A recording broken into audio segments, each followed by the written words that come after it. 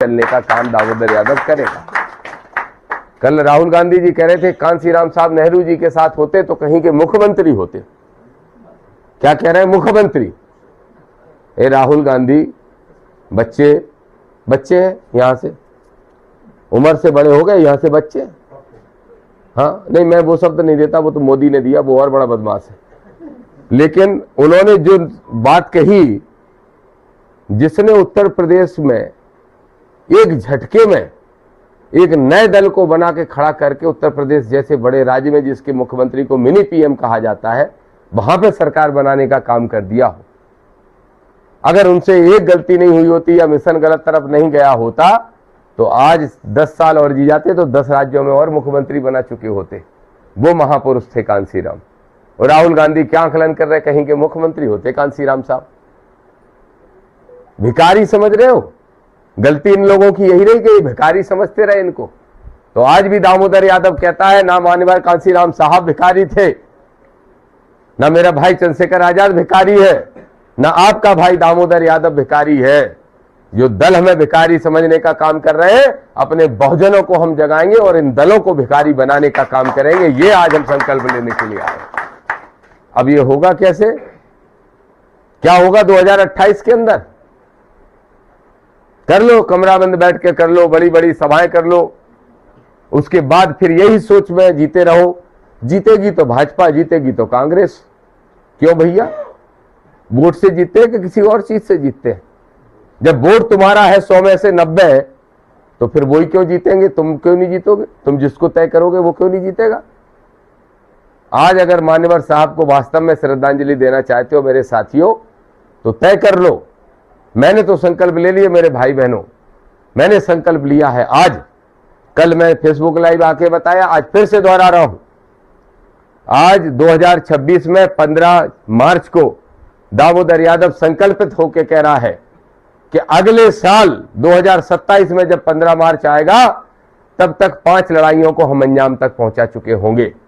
पहली लड़ाई Gwalior high court परिसर के अंदर बाबा साहब की स्टेच्यू लगाने की और सम्राट मिहिर भोज की जो प्रतिमा को कैद कर रखा है ग्वालियर में, वो सम्राट मिहिर भोज की प्रतिमा की स्थापना हो चुकी है, उसका उद्घाटन कराने की पहला संकल्प। दूसरा संकल्प हमने लिया है प्रमोशन में रिजर्वेशन और निजी संस्थाओं में भी आरक्षण लागू हो, यह भी हम करा के रहेंगे। तीसरा संकल्प हमने लिया है, ओबीसी को जो भिखारी समझ रहे हैं और ओबीसी के 5-4 मुख्यमंत्री 25 साल से बना के बिठाल रखे हैं, मनुवादियों को गुलाम बना के बिठाल रखा है, तो तीसरा संकल्प भी आज हम मान्यवर कांसीराम साहब को साक्षी मान के लेते हैं कि पिछड़ा वर्ग का 52% आरक्षण मध्य प्रदेश में लागू करवा के रहेंगे। और एक और सबसे अहम बात मेरे भाइयों, ओबीसी के भाइयों को आज भी एससी के भाई और एसटी के भाई भी यहां बैठे हैं, एससी और एसटी के भाइयों को तो विधानसभा और लोकसभा में सीटें आरक्षित है, लेकिन पिछड़े वर्ग की 52% आबादी के लिए आज भी सीटें आरक्षित नहीं है। इस देश के अंदर 543 में से 300 सांसद ओबीसी के बनना चाहिए, लेकिन 138 है। इस मध्य प्रदेश के अंदर 230 में से 135 सांसद, 140 विधायक ओबीसी के बनना चाहिए, लेकिन 63 है।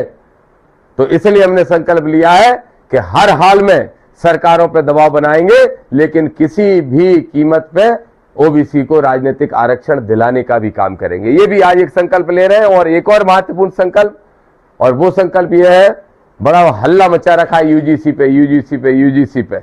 यूजीसी के संशोधित नियमों को लागू कराना आपके हमारे लिए हक अधिकार की लड़ाई का विषय हो गया। बच्चों को सुरक्षा कवच हमारे सरकारी शैक्षणिक संस्थानों के अंदर मिले, ये बेहद आवश्यक है।